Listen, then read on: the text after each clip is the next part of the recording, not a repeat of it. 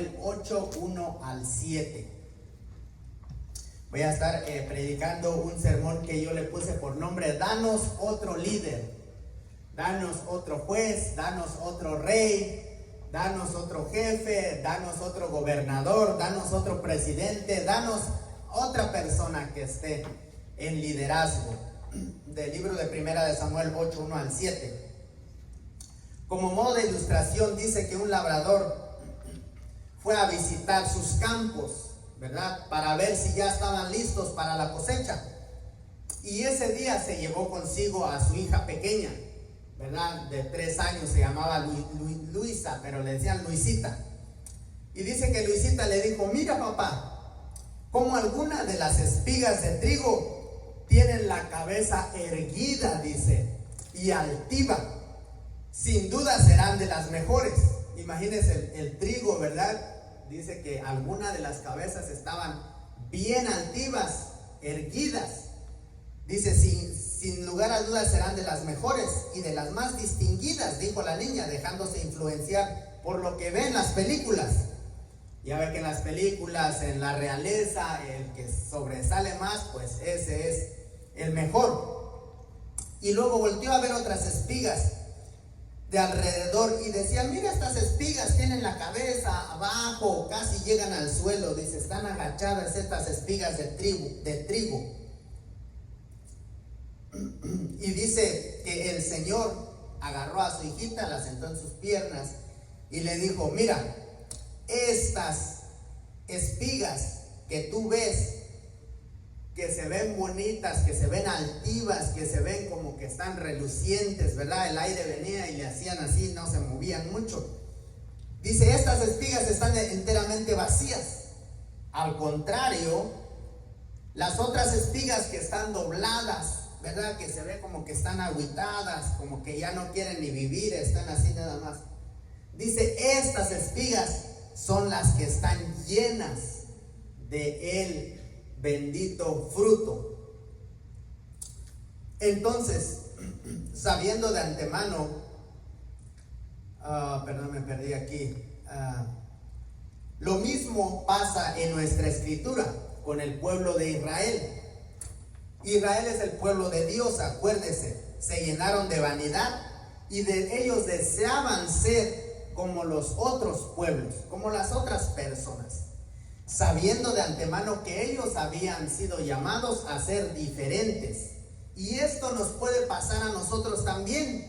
Esta escritura, escrita hace más de 3000 años atrás, puede tocarnos también, ¿verdad? La moraleja de la historia es que aunque para el mundo nosotros los cristianos no tengamos valor, ¿verdad?, no nos ven como que no somos famosos, no tenemos dinero, no tenemos la red de 1000 seguidores, no tenemos todo esto que el mundo tiene para el mundo, pero para Dios somos las espigas más hermosas. Quiero predicar un sermón entonces: danos otro líder, de Primera de Samuel 8, 1 al 7. Dice estas palabras. Primera de Samuel 8, 1 al 7. Aconteció que habiendo Samuel envejecido, puso a sus hijos por jueces sobre Israel. Y el nombre de su hijo primogénito fue Joel, y el nombre del segundo Abías, y eran jueces en Berseba. Pero no anduvieron los hijos por los caminos de su padre, antes se volvieron tras la avaricia, dejándose sobornar y pervirtiendo el derecho. Entonces todos los ancianos de Israel se juntaron y vinieron a Ramá para ver a Samuel, y le dijeron: he aquí, tú has envejecido y tus hijos no andan en tus caminos, por tanto constitúyenos ahora un rey que nos juzgue, como tienen todas las naciones. Pero no agradó a Samuel esta palabra que dijeron: danos un rey que nos juzgue. Y Samuel oró a Jehová, y dijo Jehová a Samuel: oye la voz del pueblo en todo lo que te digan, porque no te han desechado a mí, sino a mí me han desechado, para que no reine sobre ellos. Vamos a orar. Padre bendito, venimos delante de tu presencia, Dios, pidiéndote un corazón entendido, Padre Santo, Dios, pidiéndote sabiduría para la hora, para el hoy, Señor bendito, para enfrentar, Dios bendito, esta vida, Padre bendito, el día que estamos viviendo. Dios, te damos gracias en el nombre poderoso de Jesús. Amén y amén. Quiero hablar primeramente acerca de Samuel, siervo de Dios, ¿verdad?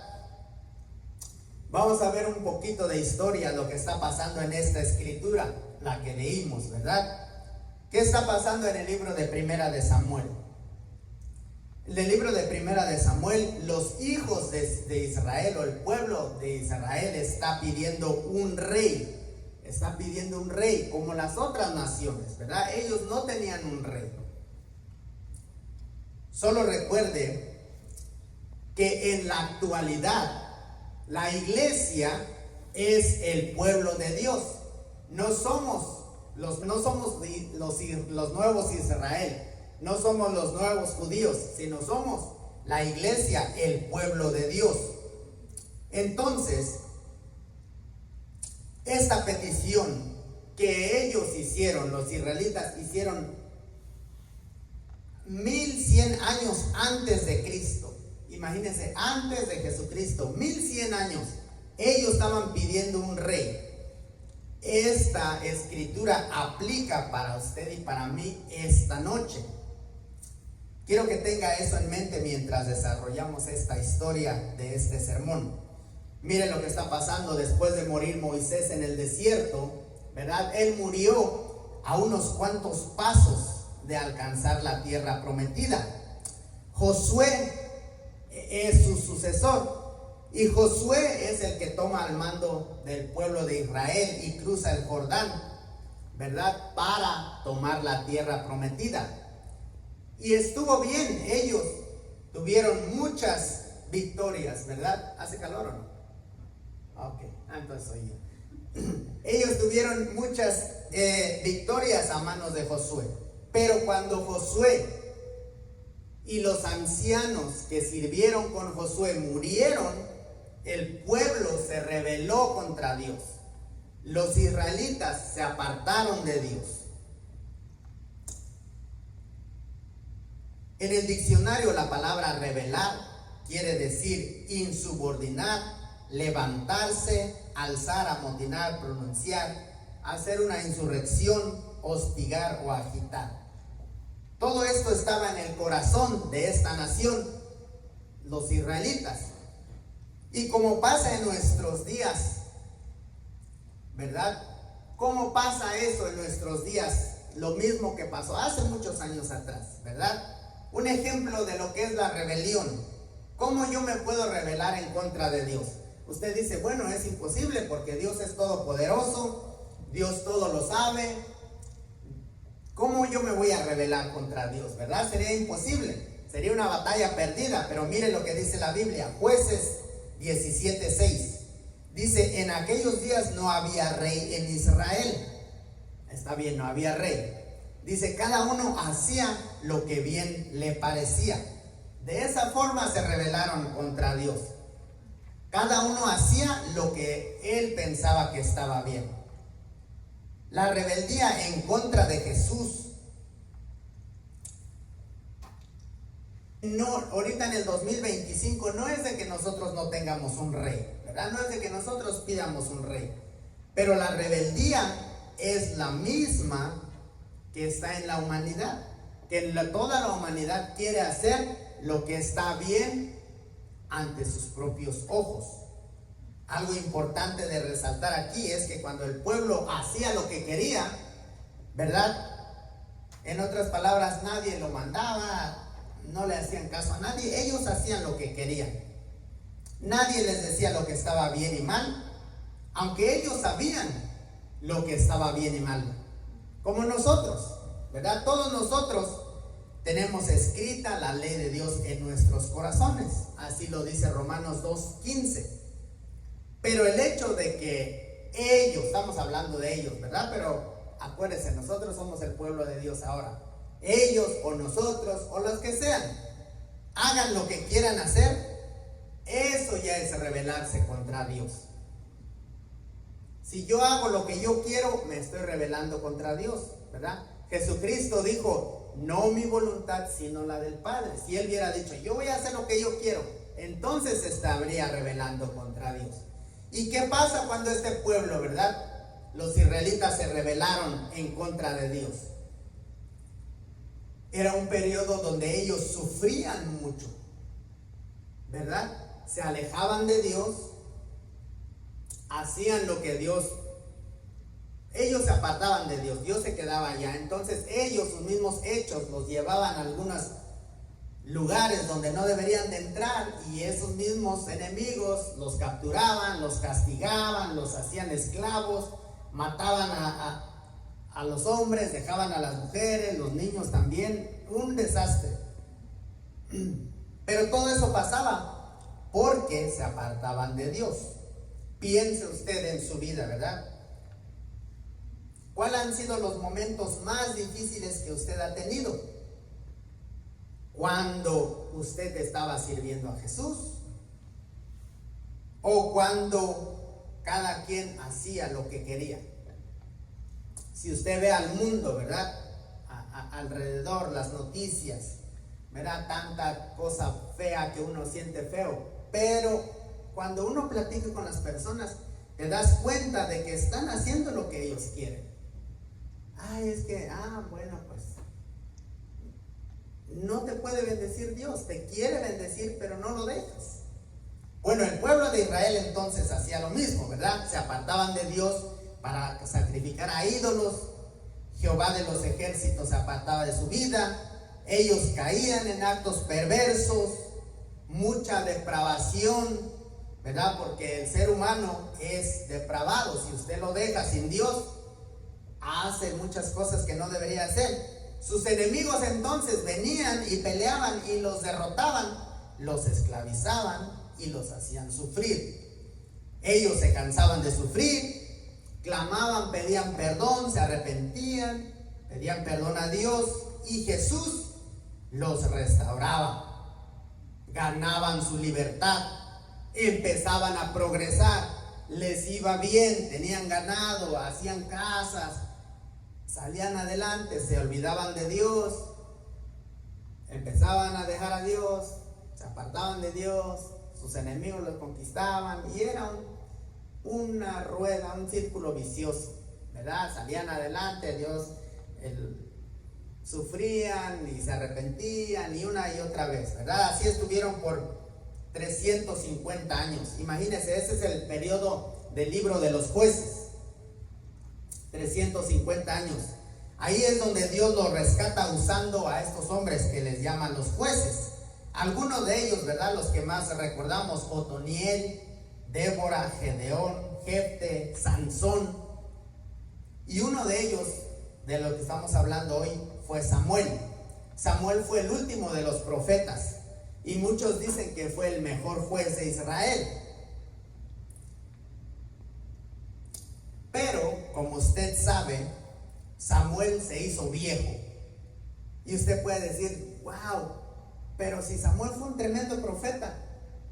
Sí, pero si Samuel servía a Dios. Sí, ¿y qué pasó? Pues la vida es la vida, ¿verdad? Usted puede servir a Dios, de todos modos los años van a pasar, porque es un principio de Dios. Entonces aquí está este tremendo profeta, tremendo hombre de Dios, ¿verdad? Se hace viejo. Versículo 1 de nuestra escritura, ¿verdad? Aconteció que, habiéndose Samuel envejecido, puso a sus hijos por jueces sobre Israel. Samuel entonces había sido un milagro desde su nacimiento, ¿verdad? Ana, su mamá, no podía tener hijos. Su competencia, que era la otra esposa de su marido, la echaba de menos, la despreciaba porque no tenía hijos. Ella se cansó, fue de rodillas al altar, le dijo: Dios, si tú me das un hijo, yo lo voy a dedicar a ti. Y Dios se lo dio, y ella cumplió su promesa. Entonces Samuel es un hijo muy querido, muy deseado, con la mano de Dios desde su nacimiento. Samuel creció en el servicio del sacerdote en turno llamado Elí, al servicio de Elí, ¿verdad? Dios desechó a los hijos de Elí porque eran unos hombres malos, eran unos hombres perversos. Y lo mismo está a punto de pasar en nuestra escritura ahora con los hijos de Samuel. Versículos 2 y 3. El nombre de su hijo primogénito fue Joel y el nombre del segundo Abías. Y eran jueces de Beerseba, pero no anduvieron los hijos por los caminos de su padre. Antes se volvieron tras la avaricia, dejándose sobornar y pervirtiendo el derecho. Entonces estos hombres son jueces porque son hijos de Samuel. Samuel era el profeta, le dijo, ok, tú vete para allá y tú vete para allá, ¿verdad? A impartir justicia. Pero ellos dicen que les ganó la avaricia. Obviamente llegaba alguien con dinero, como tipo los policías de allá de nuestro país, que cualquier cosa te piden dinero, ¿verdad? Así fueron ellos, pero no agradó eso a Jehová. Entonces, estos hombres hijos del gran profeta Samuel eran unos gobernadores malvados, eran malos, eran unas personas en autoridad, pero eran malos, ¿verdad? ¿Cómo le explico eso? Es difícil explicar. Pero no sé si usted ha visto al gobernador de Texas. Es un gobernador, está en poder. Pero ¿qué dijo? ¿Qué dijo el gobernador de Texas? Si Jesucristo no fuera de Estados Unidos, también lo deportamos. Y que le llega una inundación. Él está en autoridad, pero es un jefe malvado. El gobierno de Florida, ¿verdad? Igual. También el innombrable. Vamos a ponerlo así para que no nos cancelen, ¿verdad? Está en poder, pero es un hombre malvado. Bueno, así como se siente usted cuando ve a estos mandatarios, a estas personas en poder, así como se siente, así se sentían los hijos de Israel cuando tenían a los jueces, a los hijos de Samuel, personas malas, malvadas, gobernando sobre ellos. Así se sentían. Por eso yo le dije en el inicio del sermón que esta escritura que se escribió hace 1100 años antes de Cristo y ahorita estamos en el 2025, quiere decir que esta escritura se escribió aproximadamente 3125 años antes de hoy. Y aún así usted se puede identificar con esa escritura. Está sintiendo lo mismo que sintieron los israelitas cuando tenían a jueces malvados, ¿verdad? Soberbios, no eran de Dios. Samuel está viejo entonces aquí, ¿verdad? Y sus hijos van a quedar como intermediarios entre Dios y su pueblo. Pero ellos no son justos, no son unos hombres buenos, se dejan sobornar. En otras palabras, gana el que trae más dinero. Son ávaros, les gusta acaparar el dinero. Les gusta más el dinero y la maldad que la voluntad de Dios. Y entonces, ¿qué hay que hacer en esos momentos? ¿Qué hizo el pueblo de Israel? Pedir un rey, ¿verdad? Dice, estos no me gustan, estos mandatarios. Son unos, no tienen escrúpulos, insensibles, son malos, son corruptos, son rateros, son ladrones, son sinvergüenzas. ¿Qué vamos a hacer? Pues vamos a orar a Dios, que Dios nos dé un rey. Tiene sentido. Quiero hablar segundamente acerca de danos un rey. Versículo 4 y 5 de nuestra escritura dice: entonces todos los ancianos de Israel se juntaron y vinieron a Ramá para ver a Samuel y le dijeron: he aquí tú has envejecido y tus hijos no andan en tus caminos, por tanto constitúyenos ahora un rey que nos juzgue como tienen las otras naciones. Entonces usted dice: ok, está bien, yo me siento igual, yo oraría también que me cambien el juez, que me cambien esta persona, ¿verdad? Parece buena idea. Si vemos y entendemos los hechos que se están llevando a cabo, tienen sentido normalmente en la humanidad. Pero los israelitas dijeron: no queremos que nos gobiernen estos muchachos pecadores, inmundos, ellos son malos. Por favor, si no es mucho pedir, Dios, cámbienme a este jefe, cámbiame a este juez, cámbiame a este líder, cámbiame a este pastor. cámbiame a este gobernador, cámbiame a este presidente, Dios. Constitúyenos ahora un rey. Había una diferencia entre un rey y un juez. Un juez era un líder levantado por Dios, usualmente para satisfacer una necesidad específica en un tiempo de crisis. Cuando la crisis terminaba, usualmente el juez regresaba a hacer lo que antes hacía. Y un rey no. Un rey se mantenía en el oficio de rey por todo el tiempo que él viviera. También heredaba su trono a sus descendientes. Entonces, tenemos que tener cuidado en lo que pedimos a Dios, especialmente cuando no nos gusta lo que estamos pasando o viendo que está pasando, o que nosotros decimos, ¿sabes qué? Sería mejor si yo ya tengo mi juez favorito, ¿verdad? Si él fuera el juez. Sin embargo, la razón por la que Israel quería un juez no era correcta, porque ellos dijeron, danos un rey como todas las otras naciones tienen. No es una razón en absoluto. A menudo nos metemos en problemas al querer ser como los demás, cuando más bien deberíamos de ser transformados a la imagen de Cristo Jesús. Romanos 12, 1 y 2 dice esto: así que, hermanos, os ruego por la misericordia de Dios que presentéis vuestro cuerpo en sacrificio vivo, santo, agradable a Dios, que es vuestro culto racional. No os conforméis a este siglo, sino transformaos por medio de la renovación de vuestro entendimiento, para que comprobéis cuál es la buena voluntad de Dios, agradable y perfecta. Entonces, nosotros no vamos a ser igual que el mundo. No vamos a encajar en el mundo.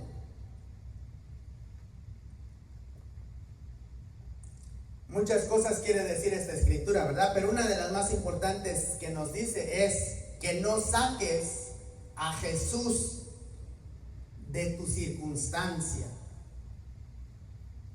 Si las cosas no están como, yo pienso que fuera un mejor presidente fulano de tal. Yo pienso que fuera un mejor gobernador. Yo pienso que mi país hubiera ganado el PRI mejor, estuviera mejor, ¿verdad? Pero no quites a Dios de tu ecuación, de tu vida. En la vida va a haber momentos donde tú no entiendas lo que está pasando y no te guste lo que está pasando.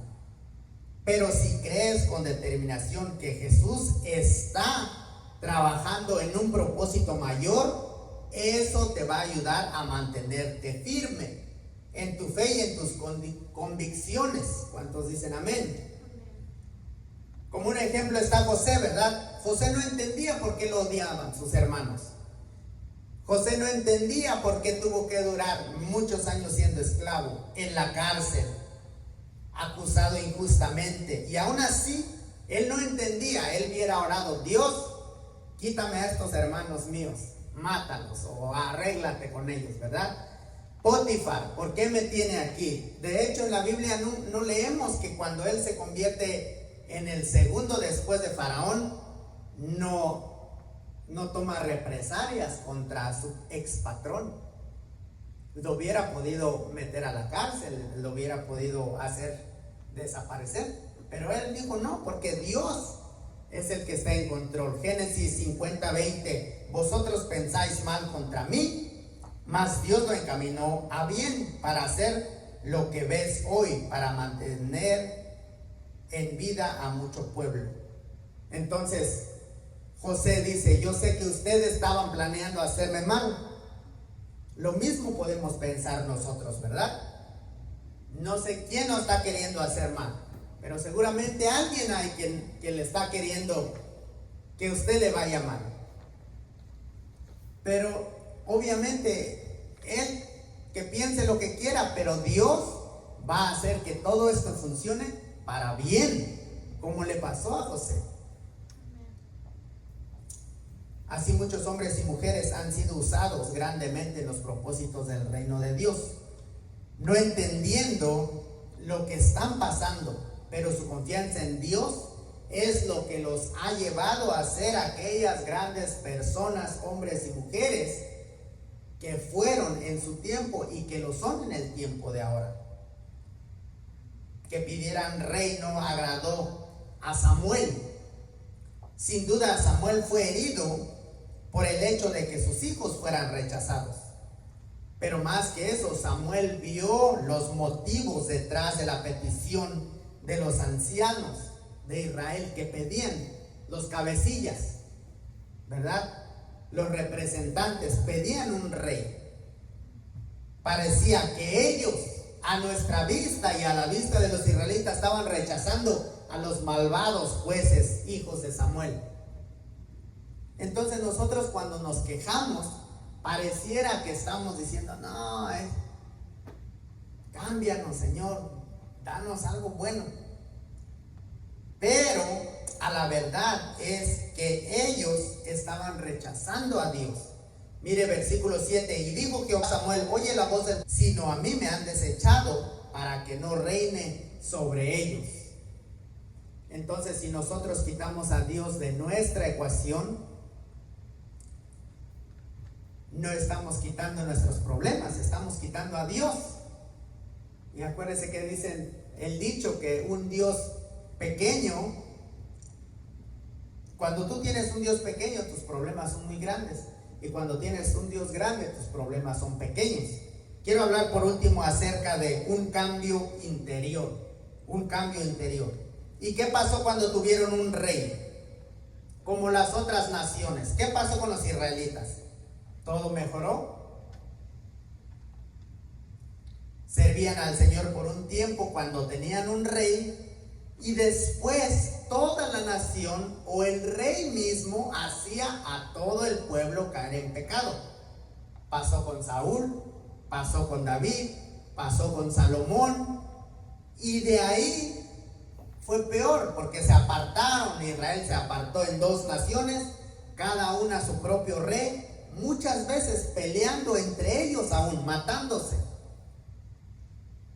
Pero ellos querían un rey. Lo importante entonces aquí no es cambiar al dirigente, no es cambiar a la pareja, ¿verdad? Muchas veces dice: yo estoy sufriendo porque es que con la persona que me casé. No es cambiar al esposo, a la esposa, no es cambiar de nacionalidad, ¿verdad? Muchas veces nosotros decimos: ay, pues está bien feo, aquí me voy. ¿Y para dónde te vas a ir? A donde te vayas va a estar feo también. Me cambio de ciudad, me cambio de estado, me cambio de país, ¿verdad? Resulta que no, también allá van a elegir presidentes malvados, también van a tener gente mala, también va a haber cosas pasando, y vas a llegar al mismo punto. Lo único que nos va a mantener entonces en comunión con Jesús va a ser un cambio de corazón, no un cambio de dirigente, un cambio de corazón. Oseas 13, 10, 11: ¿dónde está ahora tu rey para que te salve en todas tus ciudades, y tus jueces de quien me decían: dame rey y príncipes? Eso es en Oseas. Hechos 13, 21: entonces ellos pidieron un rey, y Dios les dio a Saúl, hijo de Cis, varón de la tribu de Benjamín, durante 40 años. ¿Verdad? Todo parecía muy bien cuando lo eligieron, muy humilde Samuel. ¿Cómo crees? Yo no merezco, mi casa es pequeña, y no. Y después, ¿qué pasó? Después se puso celoso, y después fue un arrogante, y después no quiso obedecer a Dios, porque eso pasa. Versículo 6: pero no agradó a Samuel esta palabra que dijeron: danos un rey que nos juzgue. Entonces Samuel oró a Jehová. Esto es lo que debemos de hacer cuando nosotros sientamos desagrado por alguna cosa que esté pasando. Nunca debemos de cargar con ese problema. Yo he visto ahorita muchas personas espantadas, no salen, no van a la tienda, espantada toda su vida, ¿verdad? ¿Por qué? Porque no oran y no dejan, no hacen lo mismo que hizo Samuel. Samuel vino y oró a Jehová. Mire lo que pasa entonces. Cuando en vez de tú querer cambiar a medio mundo, le pides a Dios que te cambie el corazón. Entonces ahí cambia todo. Mire, un relato de un misionero que estaba en China antes de la aparición del coronavirus. Dice, nosotros vamos a China, es el misionero, nosotros vamos a China de vez en cuando y entrenamos líderes. Y esta vez reunimos como a 22 líderes de la provincia de Wuhan. Esos líderes viajaron 13 horas en tren para llegar a un hotel en el que se subían de dos en dos para no causar, acuérdense que está prohibido ahí que se reúnan, para que no se dieran cuenta, subían de dos a dos en el ascensor. Entonces dice que se reunieron en un salón de un hotel, yo creo que era un cuarto, un pequeño espacio de unos 60 metros cuadrados, de 20 por 30 nada más pies, 20 pies por 30, un cuadrito, yo creo como la plataforma esta, ¿verdad? Ahí dice que se reunieron 22 personas sentadas en el suelo, porque no pueden poner sillas, está prohibido reunirse.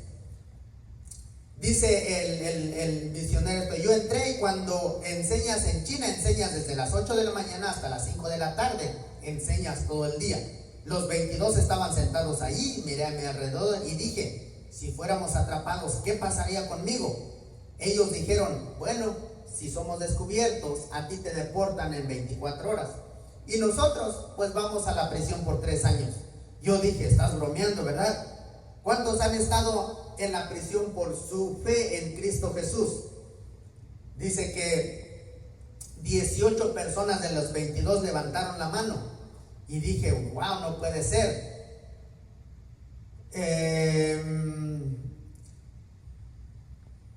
Dice que preguntó, ¿verdad? Dice, ustedes 22 personas, ¿cuántas personas supervisan? O sea, ¿a cuántas personas ustedes le predican? Porque son líderes de grupo, ustedes que vinieron, ¿verdad? Sí. Y dice que ellos sacaron un mapa y empezaron a contar, y cuando contestó uno dijo, bueno, estamos encargados de un poco más de 20 millones. 20 millones de personas. Dije, wow, acuérdense que en China hay 1.3 billones de personas. Esto es una locura. Dice, bueno, yo tenía 15 Biblias, así que las pasé. 15 Biblias, 22 personas, 7 de ellos se quedaron sin Biblia. Les dije, ok, vamos a abrir 2 de Pedro 1 y vamos a leer y estudiar ese pasaje. Entonces una dama le pasó su Biblia a alguien que estaba sentado al lado de ella. Yo pensé, interesante, no tienen Biblia, a ella le toca una Biblia y no la quiere, la pasa. Bueno, empezamos a leer y entendí por qué ella había pasado su Biblia. Ella había memorizado todo el texto y ella simplemente recitó todo el capítulo. Cuando terminé, en el receso me acerqué a ella y me dije, y le pregunté, ¿recitaste todo el capítulo? Ella dijo, oh sí, he memorizado muchos capítulos. Y le dije, ¿en dónde memorizaste todos los capítulos? Ella dijo, en la prisión. Tienes mucho tiempo en prisión, así que memorizas. Y yo le dije, ¿pero qué no te confiscan las Biblias en la prisión? A lo que ella respondió, sí, por eso es que la gente lleva Biblias escritas en pedazos de papel y así las meten en hojas. Y pregunté, ¿pero si se las encuentran en ese pedazo de papel, no se las quitan? Ella dijo, sí, pero por eso te la memorizas tan rápido como puedas, porque aunque te quiten el papel, no pueden quitarte lo que memorizaste. El muchacho sorprendido. Bueno, después de 3 días te enamoras de esas personas. Y cuando había terminado dije, quisiera orar por ustedes, voy a regresar a Estados Unidos, ustedes han sido tan maravillosos, quisiera orar por ustedes. Ellos me dijeron, ¿sabes? Usted se puede reunir cuando quiera en Estados Unidos, nosotros no podemos aquí en China. ¿Podría usted orar para que un día nosotros pudiéramos ser como ustedes? Entonces los miré y expresé, les dije, no voy a hacer eso. Ellos incrédulos con ojos grandes me miraron y me dijeron, ¿por qué? Y yo les dije, porque ustedes viajaron en un tren por 13 horas para llegar aquí. En mi país, si tienes que conducir por un poco más de 1 hora, la gente no va a la iglesia. Ustedes se sentaron en el piso de madera por 3 días completos. En mi país, si la gente tiene que sentarse por más de 40 minutos, se van. Ustedes no solo se sentaron aquí por 3 días en el piso duro de madera, sino que lo hicieron sin aire acondicionado. En mi país, si no hay bancos acolchonados ni aire acondicionado, la gente a menudo no regresa. En mi país tenemos un promedio de 2 Biblias por familia y no leemos ninguna. Ustedes difícilmente pueden tener una sola Biblia y la memorizan en pedazos de papel. Yo no oraré para que ustedes sean como nosotros, pero oraré para que nosotros podamos ser como ustedes. El establecimiento de una monarquía, esto es Israel. El establecimiento de una monarquía no resolvió el problema de Israel. Lo que Dios realmente quiere es que todos le entreguen su corazón con devoción y sinceridad. De corazón, ningún gobierno o ningún conjunto de leyes puede sustituir a la dirección de Dios para tu vida, ¿verdad? Por eso es que cuando nosotros nos rindamos a Dios y le demos todo el acceso a Dios, nos va a pasar como José, no vamos a entender cosas, pero estamos confiados en que Dios quiere lo mejor para nosotros. Estamos confiados en que Dios nos va a bendecir. Al final vamos a ganar, pero tenemos que cambiar nuestro corazón, ¿verdad? Porque si cambiamos nuestro presidente, si cambiamos nuestro pastor, si cambiamos nuestro jefe, si cambiamos de trabajo, si cambiamos de ciudad, si cambiamos de esposa, cambiamos de esposo, pero sigues con el mismo corazón, va a pasar lo mismo. No pidas a alguien más en liderazgo, pide que Dios cambie tu corazón. Si puedo tener todo rostro inclinado y todo ojo cerrado, por respeto a Dios y por respeto a las personas que están con nosotros.